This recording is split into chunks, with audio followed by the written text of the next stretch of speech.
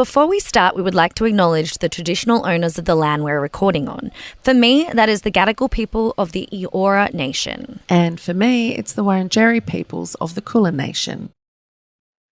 Do you remember we talked about Tony Pepperoni in another time, but I went to his house for a Halloween party. Oh, that's right. I remember this. I didn't go. And I hate dressing up more than anything. Oh, my God, I remember this. It is my number one pet hate. It's every fat girl's worst nightmare. Honestly, if you're fat and someone says to you it's a theme, you're like, oh, fuck. I always just go with my own clothes on. I'm like, whatever. And we had just started Gogglebox. So if anyone asked, I was going to say, I'm Yvie from Gogglebox. But no one did ask. They all just assumed I came as Adele. It was so good. Didn't one guy say to you, you're supposed to be Adele, aren't you? And you were like, yeah. That's exactly who I am. And then everyone else went, yeah, you are Adele. Welcome to Two Girls, One Pod with Angie and Yvie. We're back. How about it? No singing this time. We're just saying it how it is. This is as good as it's going to get. We're just us being Americans. Oh, God. Shit. What's been crack-a-lackin'? Applesauce? Bloody hell shit is about right. You feeling a bit average? Yeah, a bit average, but I was reading something that truly shook me to my core. Oh, God, I feel sick already and I don't know what it is. And it actually has something to do with bloody hell shit. The actual shit? Actual shit. Bring it on, baby. Tell me this shit. Do you wipe your ass when you take a shit? Well, I bloody hope so. I am 31 going on 32. That's just a really normal given answer, isn't it? Like, that's a given, isn't it? That you just say, of course I do. I wipe my own ass. You've been doing it since before pre-K. Oh, I've been doing it since well before pre-K. But yeah, why? Do you not? Is that what you're going to tell me? I'm nervous. No, I do. My God, I have to. The mess that goes on down there sometimes. It's like I a couldn't crime imagine scene. not. But did you know that there is an entire subset of men, heterosexual men, who do not wipe their ass after they shit? Out of pure laziness or? Well, you know what? There's an article about it, and that's exactly what I thought when I was reading it. This is just laziness. This is pure laziness. Like, this is standard heterosexual men next level laziness, right? Mum's done everything for them and now they just can't be bothered wiping their own bums. No, it goes further than that, Angie. Oh, God. It's a homophobia, toxic masculinity thing. So if they wipe their own bottoms, they are separating their cheeks. Somehow that makes them gay. I've never heard that before. That can't be real. That can't be real life. Well, there is a whole heap of people, and some men who've spoken up about it said, what's wrong with it? No real man ever puts his hand anywhere near his ass. I have never heard this. This is a quote. Real men have skid marks. Real men have skid marks. We can get that on a T-shirt if you want. Real men. Oh, my God, my feet started to tingle. Like, that's how angry I am. It's so disgusting. Let me read out some of the disgusting comment. These are the replies, okay? I've got some here. What have you got?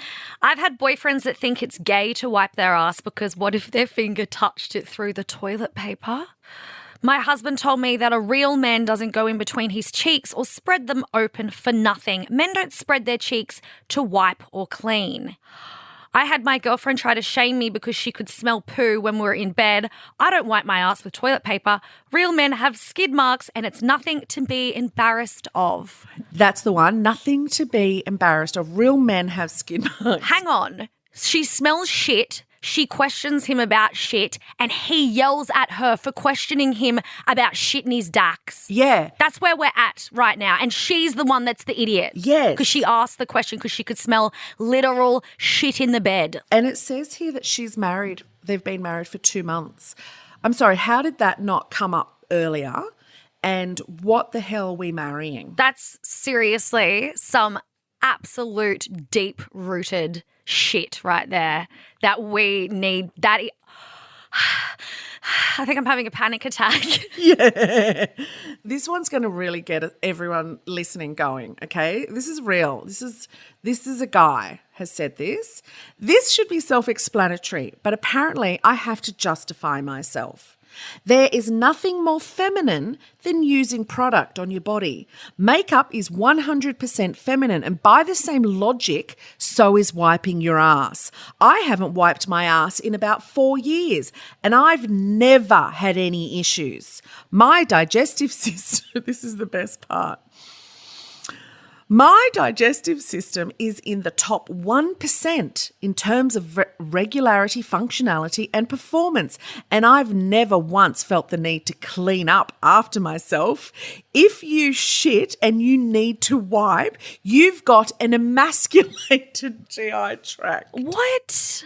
And that's your own issue. Man up and get your shit, literally, together. That's a guy. Like, he is justifying. So this is what got me thinking. Is this mums not teaching their boys to wipe their own ass? But no, looks like he's been taught to do it and has been doing it until about 4 years ago when he's come across the let's not wipe our own ass movement. And he's like, fuck yeah, this looks like me. I fucking get right into this shit. I mean, out of this shit by not touching this shit. So they'd rather go around walking with shit in their bums, smelling like shit, than potentially seem gay, which it's not gay to wipe your bum, for fuck's sake. Grow up, number one.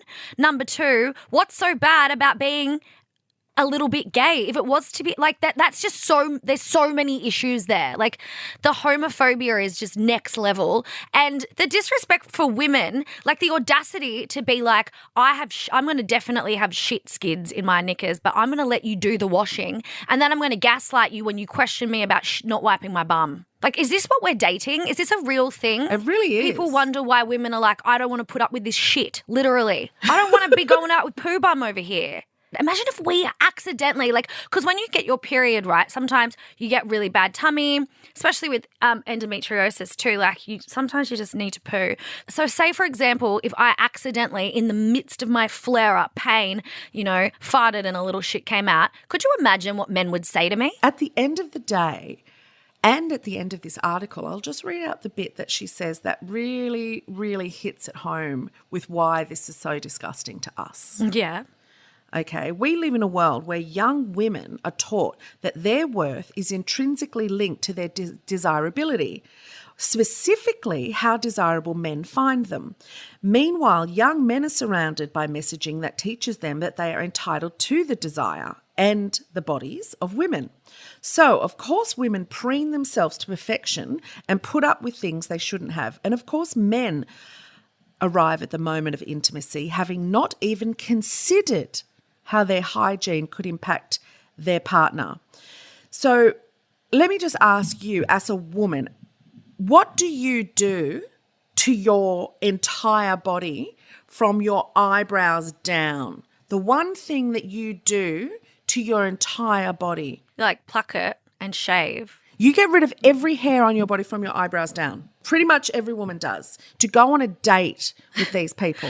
And they don't even wipe their ass. They don't even wipe their own asses. Oh, God. Could you imagine if you took your clothes off and had an inch of hair on your body and how grossed out they would be by that?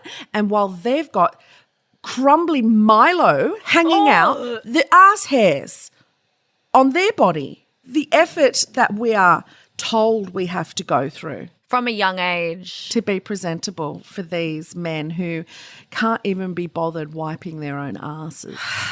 Look, I'm not that shocked, to be honest. I'm really not. But it's disgusting. And if anybody else is out there, it's fucking one of us. Absolutely disgusting. And if this is true, like, I've never personally experienced it, thank God. Like, I've experienced shit skids from dudes, but I never heard of it being a gay thing. So if anybody has, please let us know, because I can't believe there's people out there that actually have been through this. Can I just say to the woman that got yelled in the face, leave him. Well, did you know if someone dies on a flight, they have to put that dead body up to the front of the plane. Can you smell it?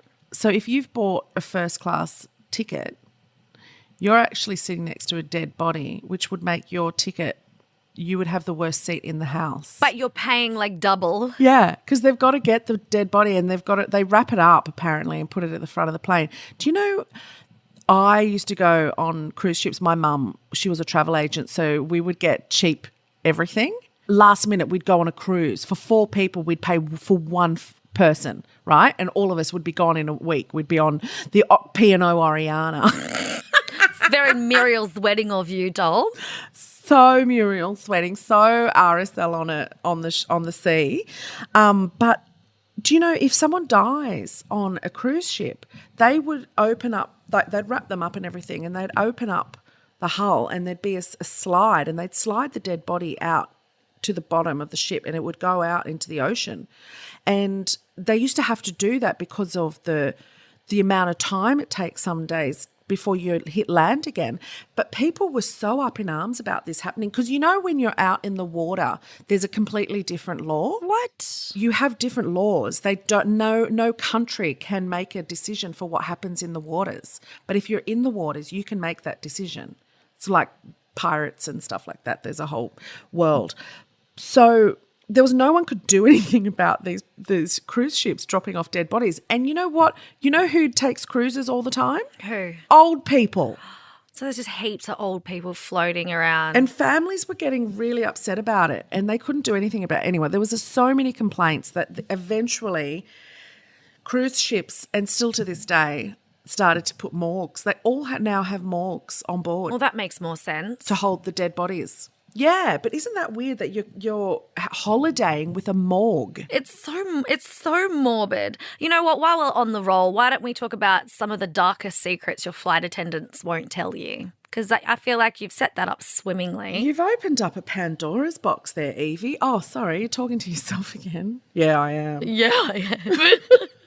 What the hell? Oh my God. You is crazy, girl. Do you have any little known facts about flight attendants or flying? Look, personally, I couldn't think of anything worse than being a flight attendant. I'm just throwing that out there. It would be ghastly putting up with all those assholes, like walking when the plane shakes, the sickness, like not for me, but well done to all the flight attendants out there. Kudos to y'all. They really are amazing, aren't they, flight attendants? They're kind of like healthcare workers. They put up with a lot of crap. They really do. I'm reading this article. There's this article about all the things you don't know that happens on planes. Have you seen it? You just sent it to me. So, yeah, I'm looking at it now. I did not know that both pilots can't eat the same meal. Just in case one gets sick? Yeah, or in case there's food poisoning. If they both eat the same meal, they both get food poison, we all fucked. We are all dead. It's like big families, royalty and stuff like they won't put them on the same flights. In case one goes down, they don't want to lose the entire family. I would never even think of that. No, me neither. I'd just plop them all on the Titanic. I wouldn't even care. Wouldn't even know. I'd be like, this looks like a nice boat. Get on that, why don't you?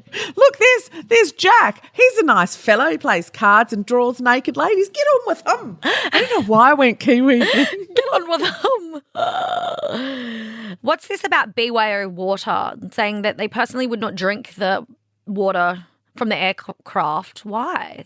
The water isn't so bad, but how often do you really think those tanks are cleaned? It's the same as the tea and coffee. They wouldn't clean those tea and coffee urns. That is disgusting. Pesky phones. I always thought that, they asked you to do airplane mode because it would kind of interrupt the way they were landing, but it's not about that. It's about them talking to, what do you call them? The people that give you clearance? I don't know what they're called. You know what? I don't know a lot about planes. No, I'm starting to know that now. I'm such a grub. Like I'll go to the toilet with my socks on. What about this one? When you ask us to change the temperature, we pretend to do it. Planes are generally colder because if we hit turbulence, warm temperatures will make the chances of someone puking higher. Oh my God, that makes so much sense because when you get really hot, you're like, Yeah, so when you say, oh, it's really cold, can you turn that They go, yeah, absolutely. And they don't. I reckon restaurants do that as well. Yes. Oh my gosh, that makes so much sense. It's always freezing on planes. It's kind of sad to read this though, because it's not like we can really go on planes. I mean, we can soon, hopefully. Yeah, this is just getting us back ready to go. This is getting us excited. Yeah. Have you got your passport up to date? Yep. I got double vaxxed, but I don't think I have. What do you mean passport? Do you mean my vaccine passport? No, your actual passport. It's all up to date. Another couple of years on it. Oh, yeah. I thought you mean my vaccine passport. You'll just get that. Yeah, I got it on my Medicares. Oh, my God. Speaking of which, when I got my last vax, I looked at my immunisation list. Oh, my God.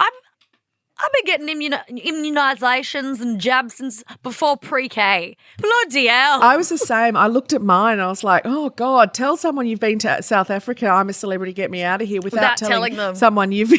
Because the bloody things that we had to get done to even go to South Africa. And we didn't think twice about it. We were just like, do as you're told. If you want to go to their country, get those jabs. Otherwise, you're going to get sick. We got like 8 needles. And I remember I was so sick at first just because there was a lot of putting it in. But then afterwards, it's just like, I'm in Africa. I don't care. Yeah, and there was tetanus. Tetanus, I think, was one of my last ones. I have the flu shot every year. I just loved being jabbed with needles. I love needles. I love them in my face. I love them in my body. I love them. I just love them. And I'm not even sad about it. Do you know what? I can't have acupuncture anymore. That's a sad one. I loved acupuncture so much until I got an acupuncture needle stuck in a muscle that was spasming. That's right. And I kept ringing the bell. Please come and help me. Please come and help me. Please come and help me. And no one came. And I was just stuck with this thing in the front of my shin.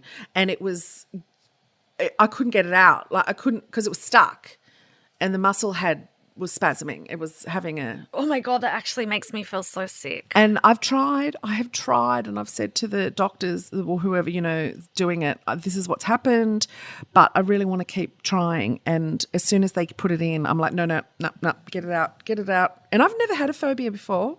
I've never had, anything like that. So it's a real first for me. Yeah, because you usually throw yourself right in there, don't you? Nice and deep like into any situation. Yeah, and I mean, I wonder though if I can still have acupuncture in other areas, just nothing around my legs. I think so. Or feet. I don't know. I don't want it anymore. And yeah, I'm fine with other needles. Yeah, that's weird. Oh, well. You win some, you lose some. At the end of the day. It's the end of the day.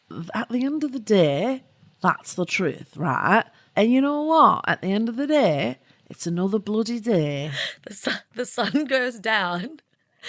And it's the end of the day. And at the end of the day, it's like midnight. And then at the end of that day, it's another midnight. Oh, God. So that's it. Have you got anything else to say, young lady? Do you have anything to say for yourself, miss? Have you got anything to say for yourself, young lady? Well, you know what this week is? What? It's frickin' Halloween. I love Halloween. Frickin' bear. Yeah, you love to dress up.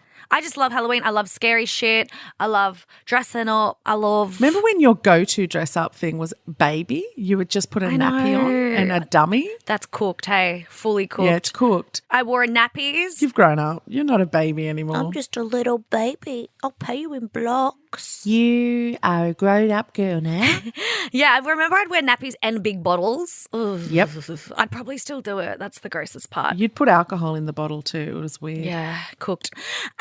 So this week also with it being Halloween, I'm super excited, girl. I'm in my first movie and it's called The Possessed. The Possessed. I can't wait to watch it. It's released on October 30th, so the day before Halloween, which is going to be full scary because obviously The Possessed, it's a horror film. So I'm really excited. I get my first we're going to have a black carpet on the Sunshine Coast, big Halloween event. So yeah, if you're a Sunshine Coast listener, get your tickets. I'll pop the link in the show notes. But I'm super excited and it's fallen on such a good weekend. Yes, and you're a proper actor now, so we all can't wait to see you being actory. Just have to act scared. Sorry. Did that seem real? Yeah. Oh my God. Oh God, sorry. That was just the hair coming out of my chin. I thought it was someone coming up. That was really good. I really believed that. How about this one? I'm taking the dogs. You're an absolute wanker. Thank you. I'd like to thank my mom and my dad. I like to thank mostly my mom. But look, that's it. If you like scary movies, go check it out. There'll be a theatrical release after it too. Let me find that out. But we'll put any notes in the show notes and enjoy. Have a nice Halloween, everybody. Oh, yeah. Go. You say, go and tell them how to contact us, Angie. You go there, girl. Go on, Glen Coco. For you, Glen Coco, please head to Apple Podcasts and rate and review this show or go to wherever you listened to your podcast. 2 Girls, 1 Pod. Over and out.